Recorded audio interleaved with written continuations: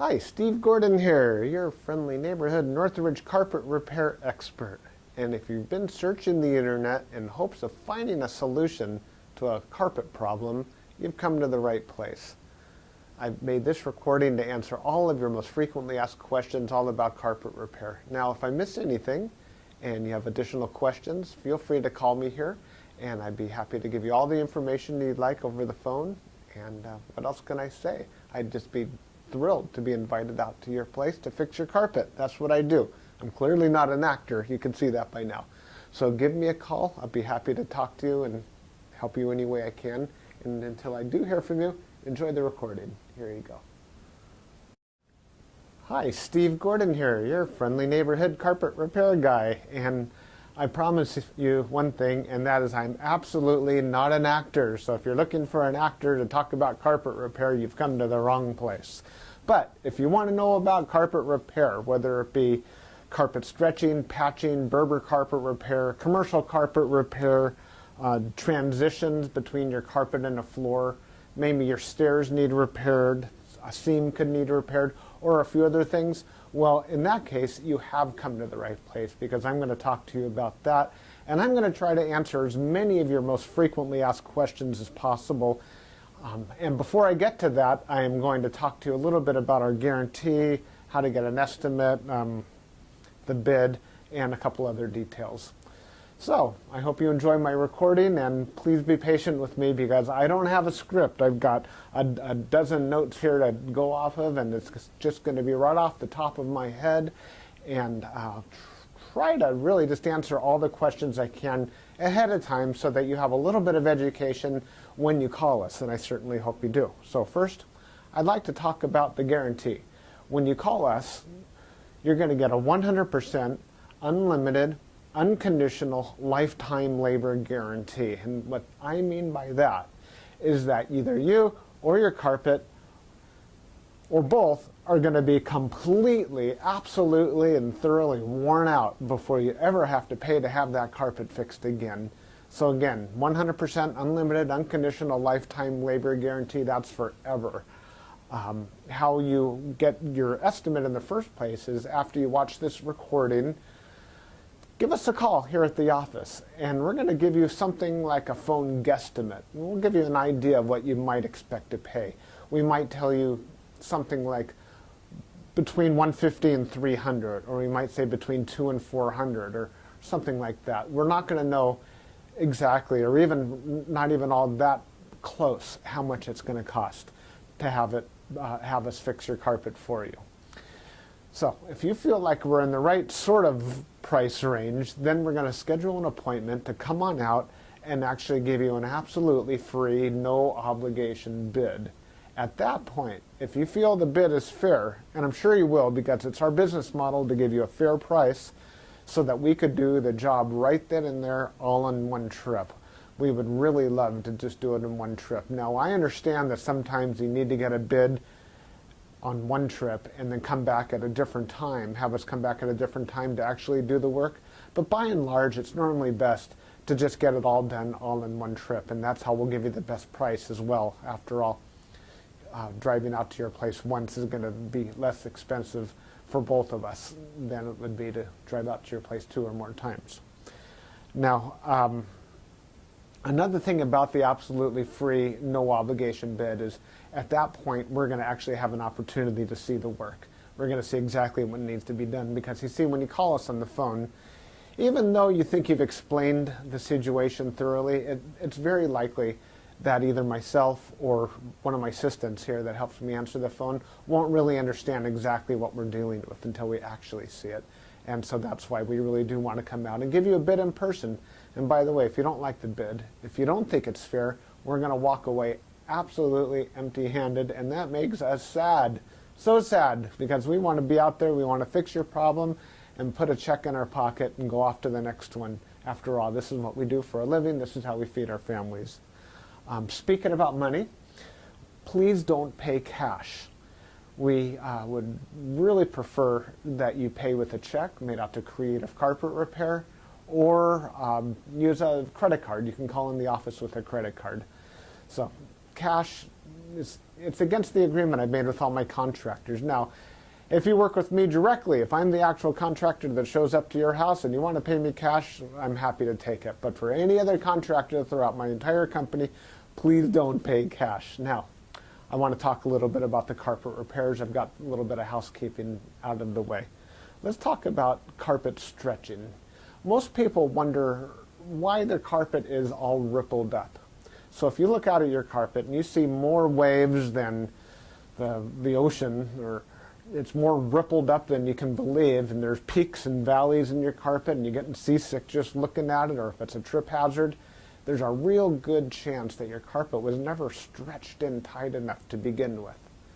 You see, whoever stretched your carpet the first time around more than likely didn't use a power stretcher.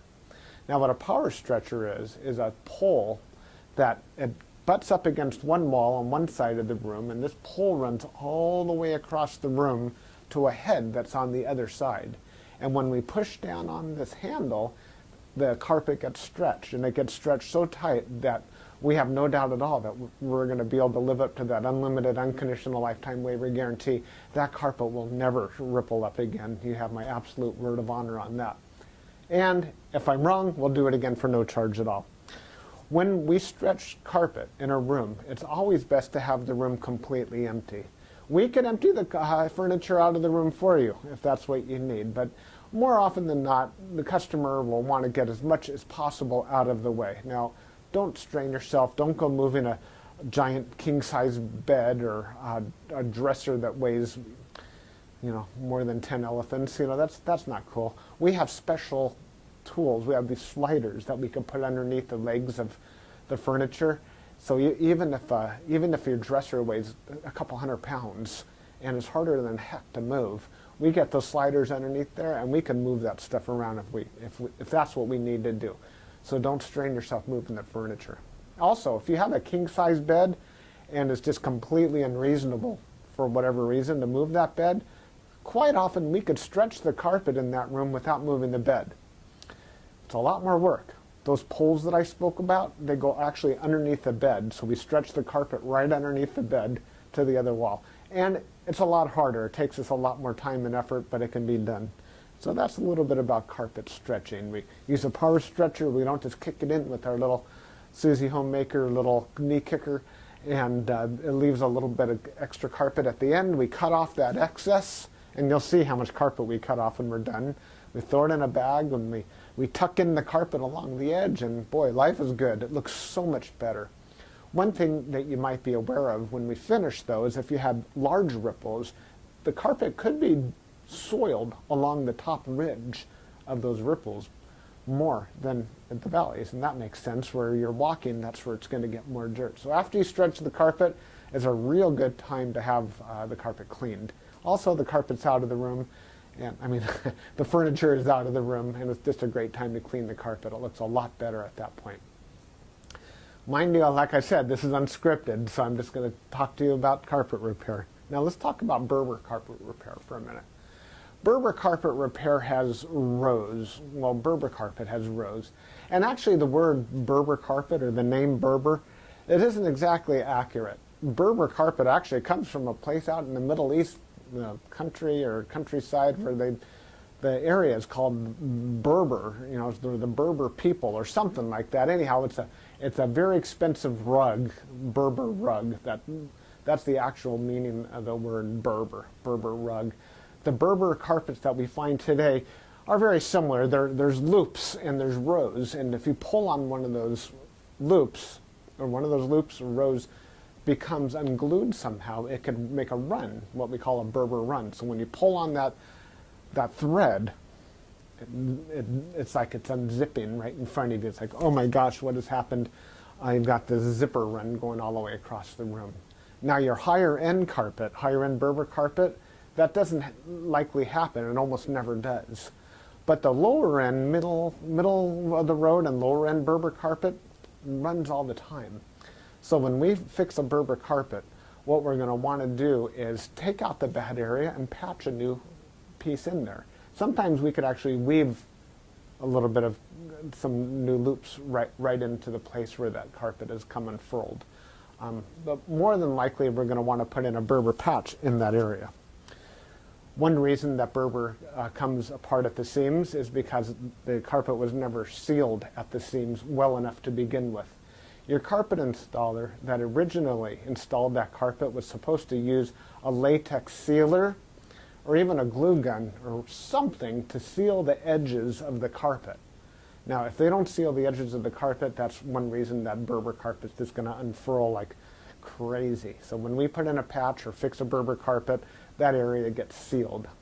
Now, we give the unlimited, unconditional lifetime waiver guarantee on Berber carpet as well.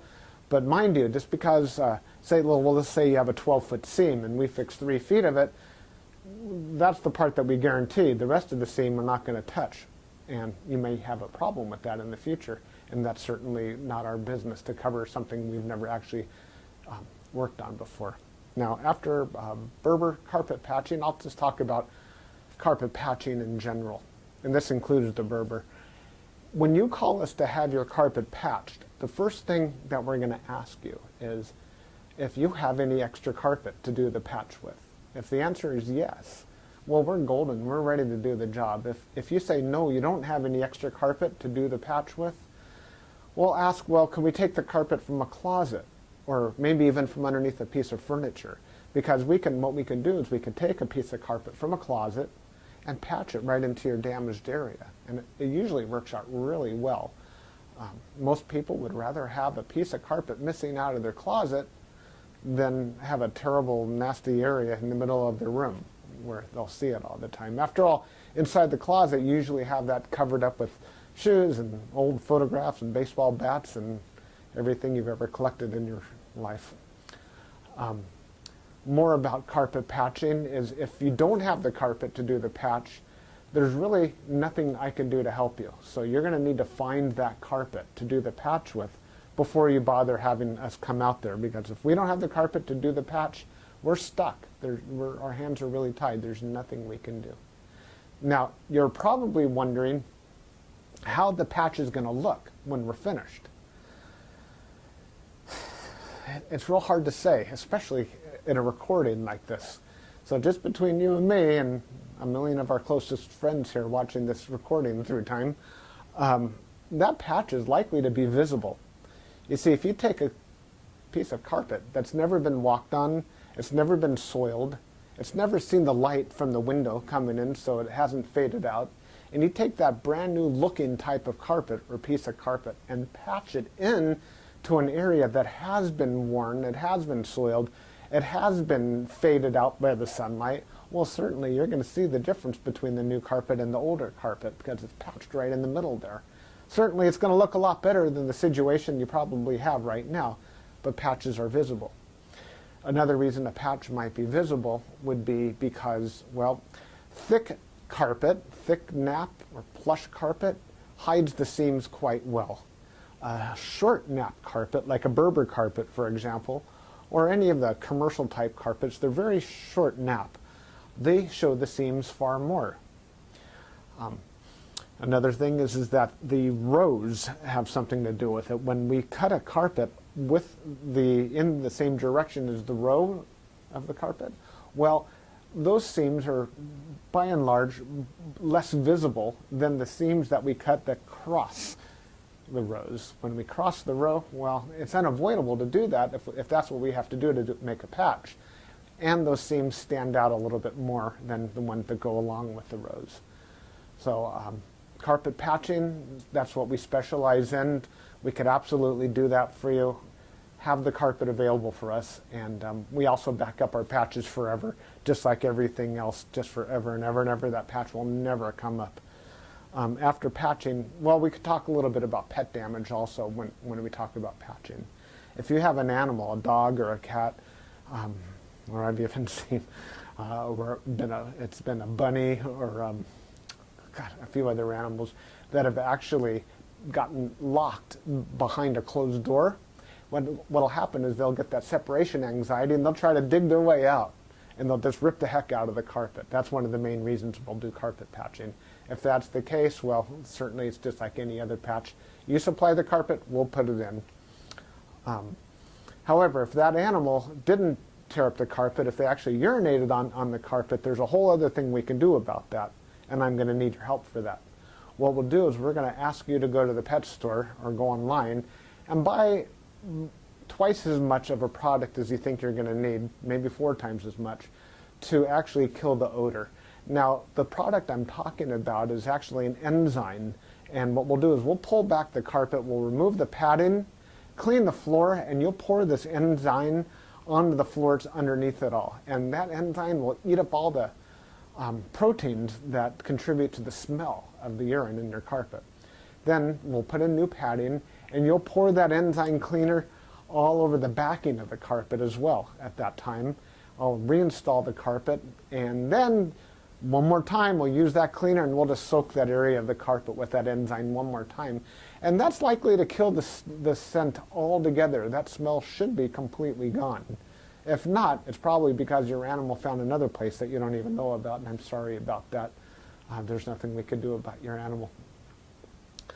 Now that we've spoken about pet damage, I like to talk about carpet to floor transitions. A lot of people call us because they put in a new floor. Maybe it's a tile or a wood floor, and their carpet now needs to be finished along that edge. More often than not, we don't need to put in any kind of metal there.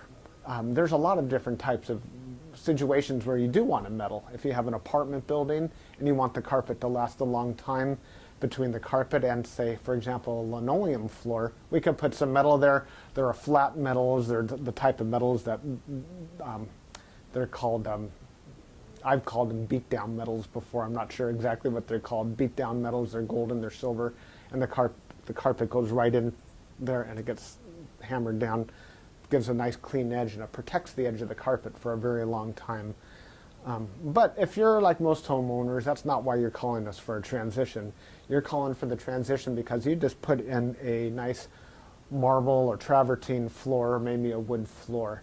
And so what we'll do with that is we're going to pull back the carpet and put in a new tack strip right up alongside that floor. Now that floor is going to be holding the place as if it were a wall. So here's your floor, here's your tack strip right in front of it. We're going to pull the carpet over that tack strip and tuck it in right there. So all you're going to see is a nice smooth transition between the carpet and the floor. Now, many times when you put in a new floor, it's important to put in some work into the subfloor underneath, and that might include using hardy backer or some other type of material that raises the floor up even higher than it would have been. So let's just say, for example, you've got a 1/2 inch new tile and another 1/4 inch of underneath there of a hardy backer, or it could even be more. It could be 3/4 of an inch altogether, or even more, that is higher than the carpet.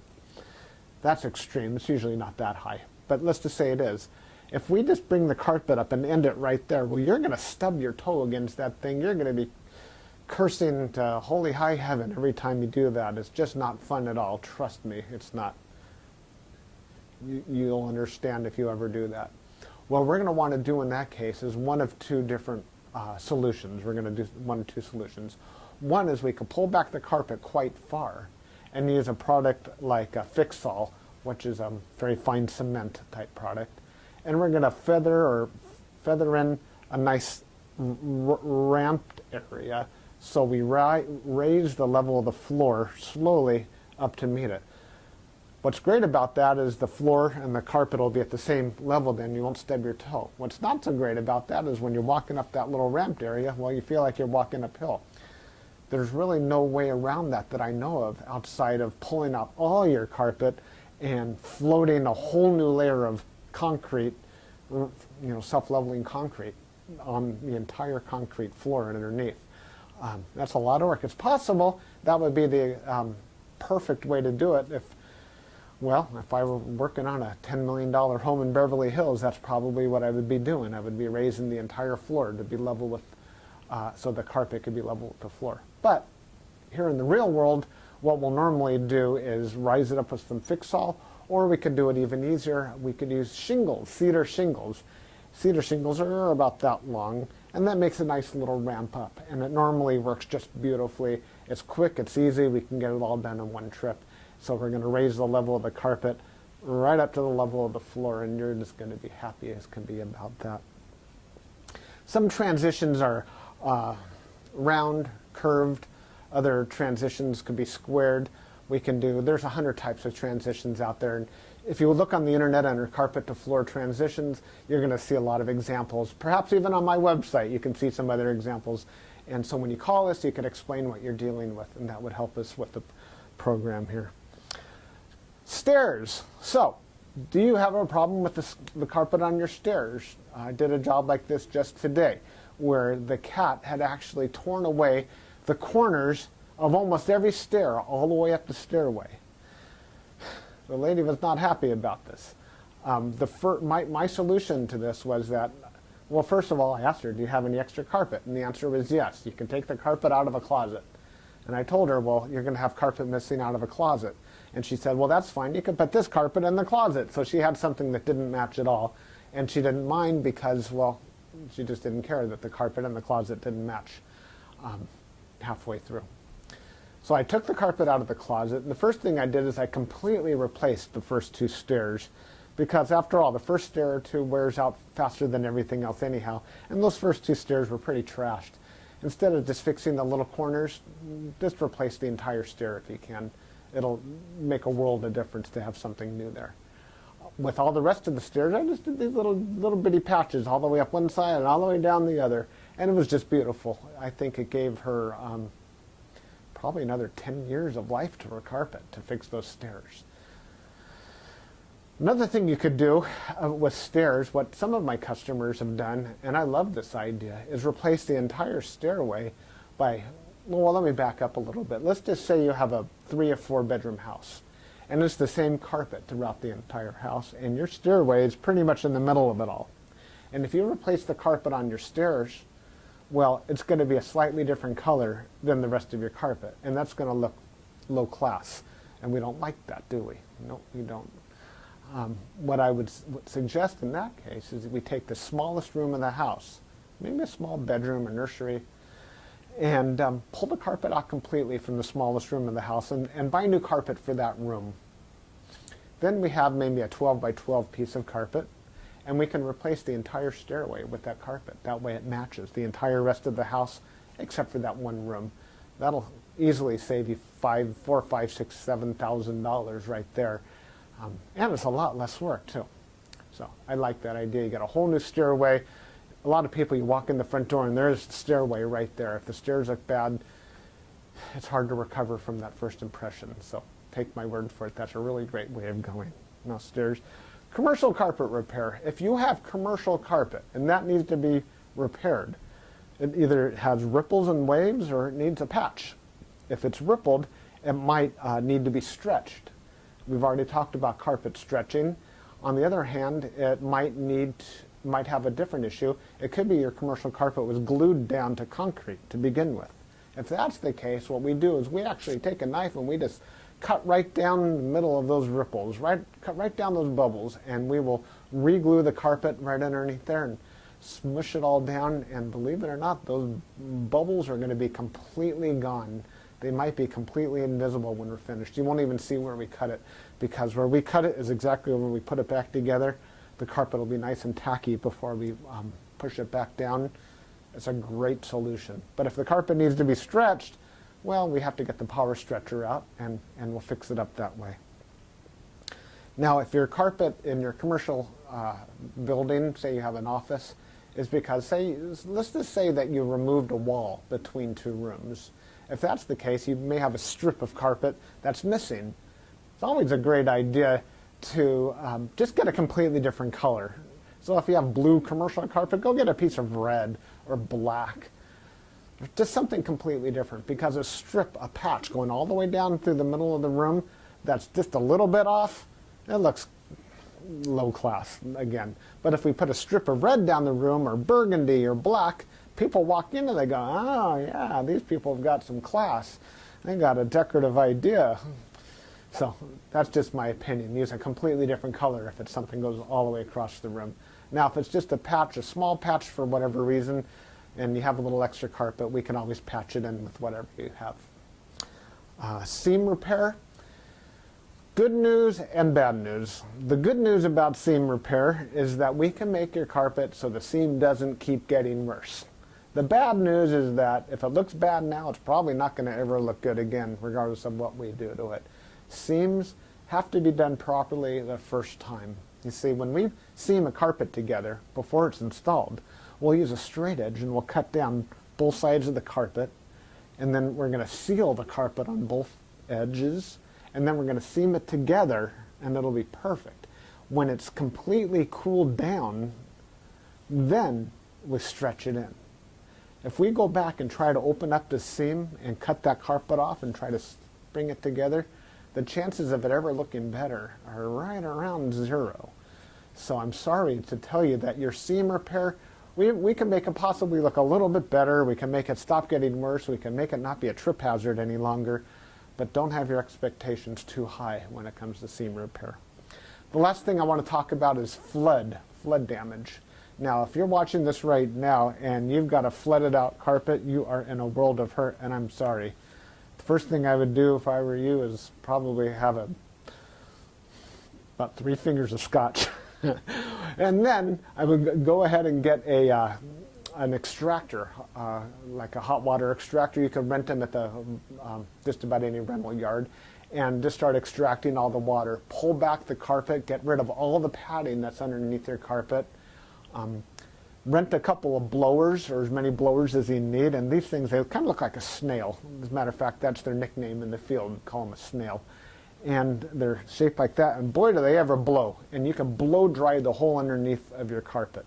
Set it up and get the carpet completely dry. At that stage, that's when you call us, and we can supply new padding, put a new pad, reinstall your carpet, clean the carpet for you if you're in an area that we do carpet cleaning, and life is good. You can put your furniture back and you'll be happy again. You don't have to do it yourself. If you want to call a company, even ours, depending on your area, can do that extraction for you as well. Now, if it's really flooded, I mean, seriously, like you're ankle deep in water, don't even bother. It's beyond almost everybody's ability. That means that your baseboards are all going to be all wet. A professional company will come in, remove your baseboards, and we don't do that ourselves. They'll remove your baseboards, they'll drill holes in the wall, attach blowers to your walls, and blow dry the entire area, inside the walls and out, the carpet, the floor, the whole shebang. And then we can come in and put the carpet back down at that point. So I hope that I've answered your questions. If you have any additional questions, now that you've heard me talk for the last I don't know how long, feel free to call me here at the office. I would be just tickled pink to hear from you. If I'm not here, one of my assistants, whoever answers the phone, will be well trained and will be able to answer any questions that you have about carpet repair. And then at that point, we'll be absolutely positively honored if you would have us just come on out to your place and fix your carpet for you. And that's all I have to say. Again, I'm Steve Gordon, and I promised I wasn't an actor, and by now you believe it. I'm a carpet repair guy, and I'll be looking forward to hearing from you, so please call me. Thanks. Bye-bye.